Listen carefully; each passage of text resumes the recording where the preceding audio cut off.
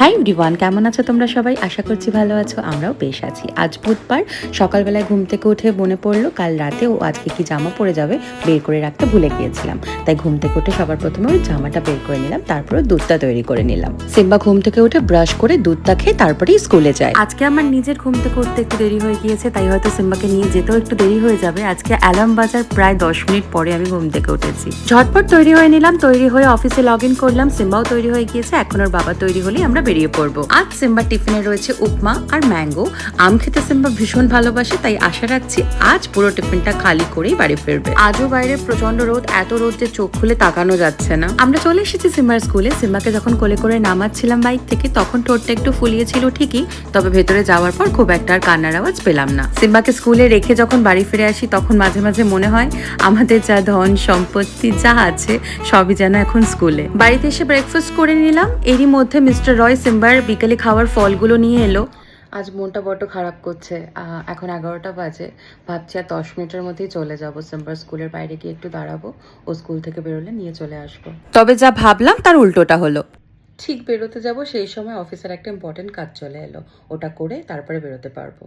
কাজটা সারতে 10 মিনিট সময় লাগলো। এখন সময় প্রায় 11:30, বেরিয়ে পড়েছি। সিম্বাকে আনতে যাচ্ছি। এই যে 2-2.5 ঘন্টা সিম্বাকে দেখতে পাই না যতক্ষণ ও স্কুলে থাকে, তারপরে যখন ওকে স্কুল থেকে নিয়ে আসি ওর মুখটা আমি দেখতে পাই যখন ও স্কুলের গেটটা থেকে বেরোয়, তখন আমার মনে হয় ওকে যেন কতক্ষণ পরে দেখতে পেলাম। আর স্কুল থেকে বেরিয়ে বাইকে উঠে বাড়ি আসা অবধি এই পুরো রাস্তাটুকু আমার মেয়ে বক বক বক বক করতেই থাকে। স্কুলে ও কি করেছে, পুরো টিফিনটা খেয়েছে না খায়নি, কোনটা আগে খেয়েছে, কি কি রাইমস শুনেছে, কি কি গান করেছে, কি কি নাচ করেছে, এই সব গল্প বলা হয় পুরো রাস্তাতে। একটু টুক করে দেখে নিই টিফিনটা পুরোটা খেয়েছে কিনা। আজকে আমি ঠিকই গেস করেছিলাম, পুরো টিফিন বক্সটা খালি করে বাড়ি ফিরেছে। বাইরে প্রচন্ড রোদ, তাই আমরাও বাড়ি ফিরে একটু শরবত খেলাম।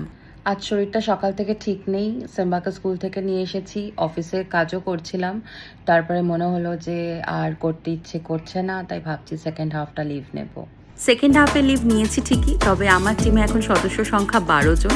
আমি লিভ নিলে তাদের যতই সমস্যা হোক না কেন তারা আমাকেই কল করবে, সুতরাং লিভ নেওয়া আর না নেওয়া আমার কাছে একই ব্যাপার। এই যেমন শেষ 30 মিনিটে আমার কাছে কম করে 10টা কল এসেছে।